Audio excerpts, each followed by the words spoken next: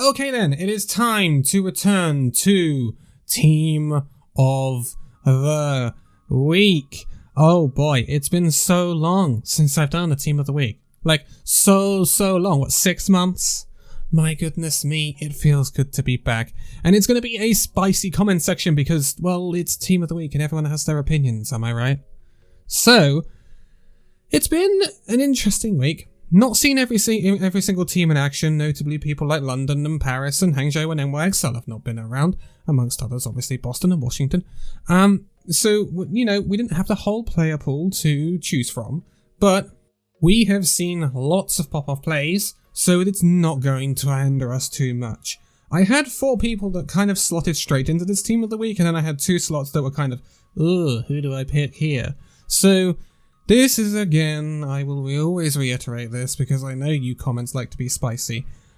This is my opinion, and therefore, everyone is entitled to their own. And I know everyone's going to have their own opinions about Team of the Week because it's the nature of the idea.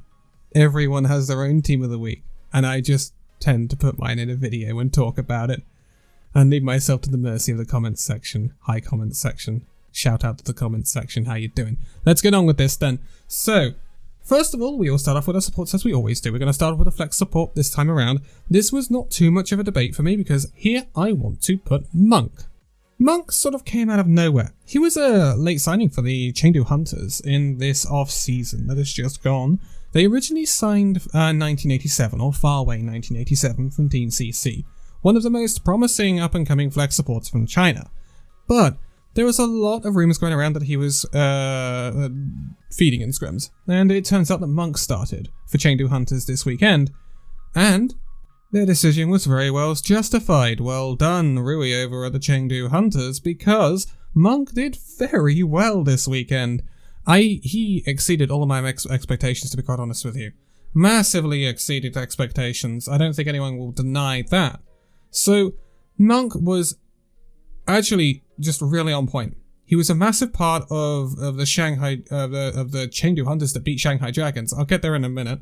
Chengdu obviously have had a magnificent weekend, but Monk on that flex support really impressed. Really impressed.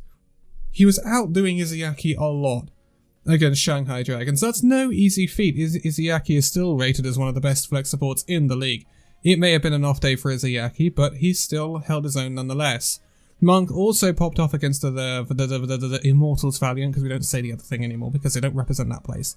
And although he probably isn't the best support in the league, obviously, on paper, this week he really stood out. So I feel he deserves this spot. He's got great stats from this weekend as well. We will take into, and now with the whole IBM Watson thing with Overwatch League, more accurate stats, things like that, we're going to take these stats more into account when it comes to Team of the Week, because it's going to be really valuable in terms of helping decide more tie-breaking sort of options, because you'll have some people every week that just stand out, that you just say, yes, they are Team of the Week. And then you have some that are just like, well, are they not? Oh, this is a tough one. Who do I pick? I've got this, and this person. Well, let's take it to the stats. Let's see what they say. Talking of the stats, we're going to go over to our main support now. I was going to say flex support. We've already had a flex support. Main support. So, a lot of candidates for this. Juby had a great weekend for the Houston Outlaws. Far exceeded expectations because, well, he was a collegiate coming into the Overwatch League and then he dunked on FD God, who was a role star last season on Lucia. So, yes, very good weekend from GB. It's not him though. Nisha also had a really good weekend for the Chengdu Hunters coming into the league for his debut as well. Although, I did think he got called out sometimes on that Mercy from time to time, so I'm not going to give it to him either. Toby, coming into the Philadelphia Fusion, again, massively impressive coming into that team in a very short notice, although I do have a sneaky feeling that he may have been ringing for Philadelphia Fusion scrims long before he was signed, after their visa issues. Toby had a great weekend, very consistent, but he's kind of middle of the pack most of the time when you look at the stats for the main supports in the league at the end of this week. Someone I do want to pick out though, and this is the person I'm going to go with, it is Leejaegon. And the reason I'm going for Leejaegon, yes, Shanghai Dragons had a torrid time against Chengdu Hunters. That was not Leejaegon's fault. Not Leejaegon's fault at all. Shanghai Dragons They came up against the Jjanggu Hunters side that had a great game plan, and basically Izayaki didn't perform. So, with Void being shut down as part of the Jjanggu Hunters game plan and Izayaki not performing, Shanghai Dragons were left with, what do I do? And they just kind of flopped over and said, Jjanggu Hunters, take my 3-0. And that's what Jjanggu Hunters did. However, Shanghai did go out and have a very, very good performance against Guangzhou Chars. So we can't take that away from them either. Leejaegon, massive part of that. And something I noticed, and you notice it massively when you look at the stats from Leejaegon this weekend. Leejaegon had a torrid time in the playoffs of 2020. And there was, at one point, a massive feed from Leejaegon. Way too aggressive. Way too in front. Way too aggressive. And it just gets picked off. Much like FD God for San Francisco shot this weekend, actually. And it was costing Shanghai. But this weekend, we saw a complete flip side to Leejaegon. He has the highest healing output per 10 minutes of any main support in the league from this weekend.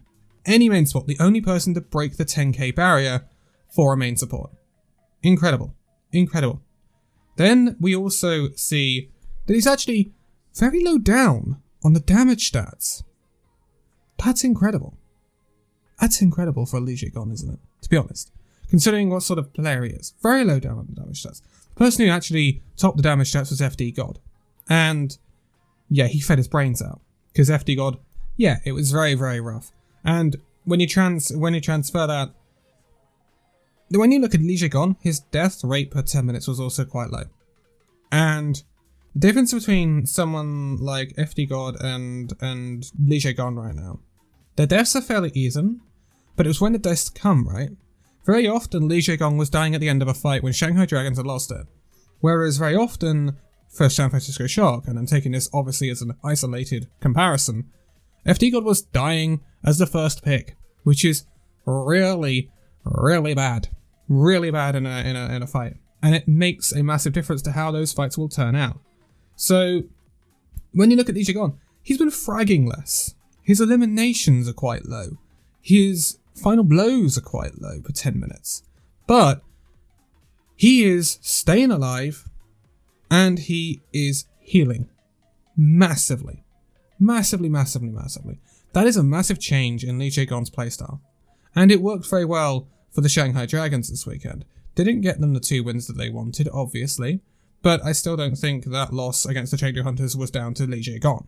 And I think he was pretty hard done by. But, moving on from that, now we have our off-tank. This, again, was not an easy one to call. There's plenty of people you can put in the running here, right? You've got Gargoyle, he had a great weekend for the Florida Mayhem, who got 2 wins on the board, obviously.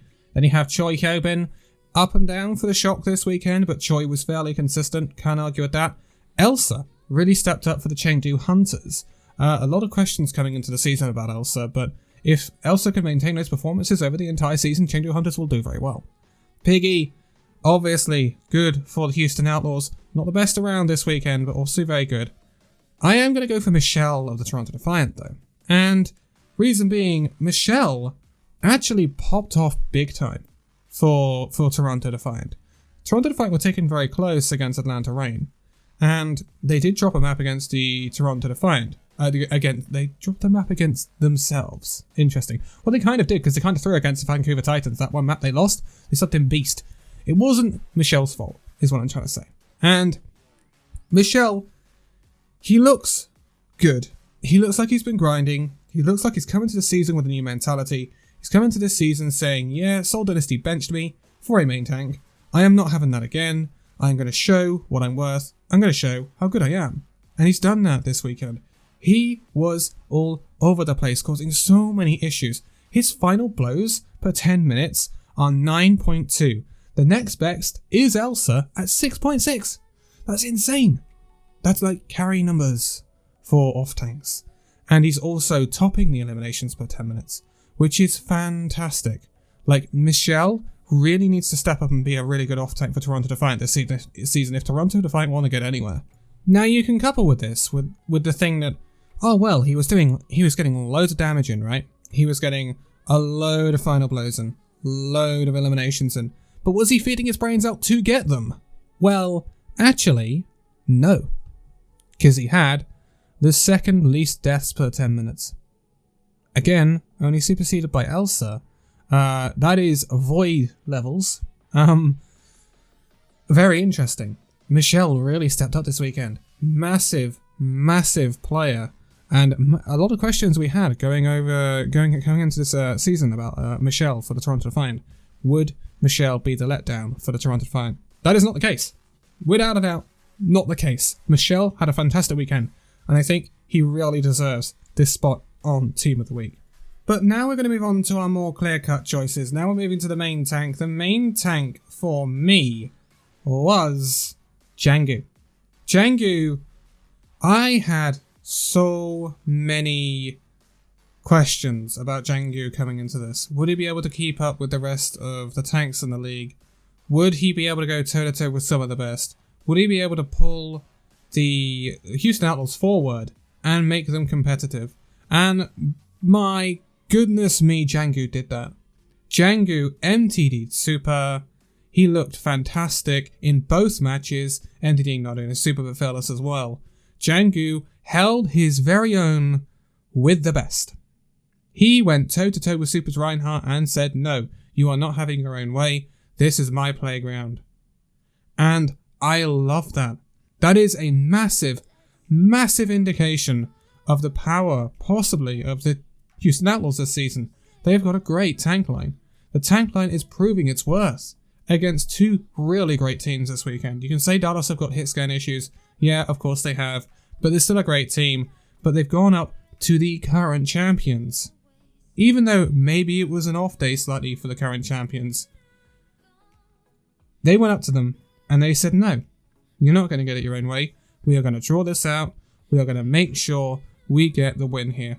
And Jjanggu was a massive part of that. Massive part of that. And if he continues on this strain throughout the season, Houston Outlaws are going to be a team to fear. Because they can MTD anyone. And that is going to be really, really good.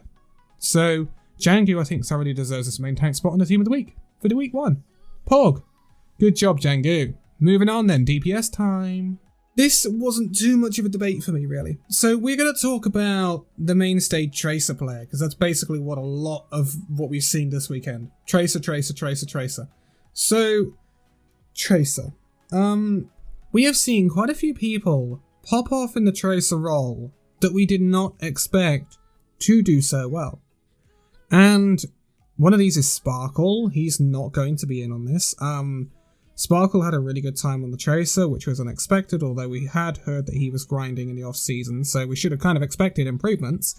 But someone who thoroughly impressed me on this role was Rascal of the Philadelphia Fusion, so he's going to get it. Now, Rascal is an incredibly flexible player, but he wasn't necessarily known for his Tracer. It is clear that Rascal's been practicing his Tracer, and his Tracer was fantastic. His Tracer was fantastic. He can go toe-to-toe with some of the best Tracers in the league and say, no, I'm better than you. And that is fantastic. Actually, phenomenal play from Rascal this entire weekend. And with Philly having a DPS line of Carpe and Rascal, they are so flexible. So flexible, especially in that flex DPS role. They can play anything. Absolutely anything. So, after having significant visa issues and us worrying about a Philadelphia Fusion, they still look like they are going to set a blistering place in the East region. Absolutely blistering pace, and it's mainly thanks to Rascal. I was very surprised that Rascal came out so strong on the Tracer. I thought he'd be good, don't get me wrong, but I'm surprised he came out so strong. And big testament to him. He's not quite as good as Prophet, don't get me wrong, but he went toe-to-toe with Prophet and was able to win duels against Prophet. Tracer v Tracer, exactly what you want to see from a counterpick Tracer, and he has the ability to be chameleon-like Prophet is. It's really, really valuable. And if Rascal can keep on with these astonishing displays, which I think he can do for the Philadelphia Fusion throughout the season, Fusion will be fantastic. They will be one of the best teams in the East, if not the best. And Shanghai Dragons have looked shaky. Big time. So, Fusion are chomping at the bit, and they have no reason why not to be the best team in the East right now. But now we round out this team of the week. This is going to be the long range Hitscan, and I could not put anyone else in this spot, because no one else has popped off like this player has this weekend. We are going back to the Houston Outlaws, because we are going to Happy.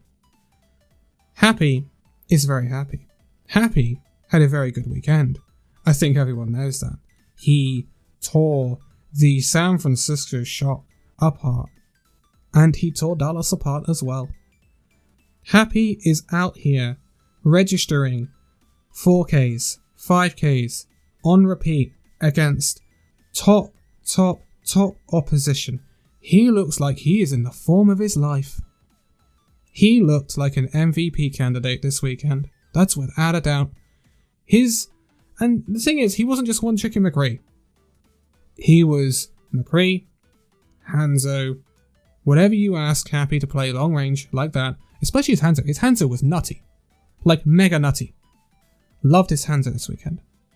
Happy impressed me beyond all, I could not have expected Happy to pop off like he did. We know Happy has a lot of skill. We know Happy can pop off. But I think Happy, this is one of the most standout performances, especially against the Shock, one of the most standout performances I've seen from a DPS player ever. He was nuts. Cannot overstate it enough. So, Happy, he steals this role and locks it down. There's no one who can contest him here. Absolutely no one. He thoroughly deserves it. In terms of other people that did well this weekend, it's just happy. Violet did well. So I suppose there's something for the San Francisco Shock. Like, Violet was nice, he did well, but didn't do happy things. Happy did very well. I just can't. He's too good, dude. Happy is that spot. So, Team of the Week, number 1 for 2021. Oh boy. Monk, Leejaegon, Michelle, Jjanggu, Rascal, and Happy. 2 Houston Outlaws players. I was not expecting to put any Houston Outlaws players before this weekend. Wow. Didn't expect that. It's been quite the weekend, but hey, it's a surprise. It's popping off. Unexpected. This is going to be a really exciting Overwatch League season, and we are going to be sticking with it every step of the way. It's going to be phenomenal. But all of the socials are linked in the video description for Illusion Gaming and myself as per usual. You can join all them servers, Discord servers, Twitters, YouTube, MySpace. I'm joking. Doesn't have MySpace. Jeez. What year are we living in? Anyway, I will be leaving it here for this one. So, thank you guys so much for this video. If you'd like to give a like, subscribe if you're new, and I'll see you in the next video. See you then.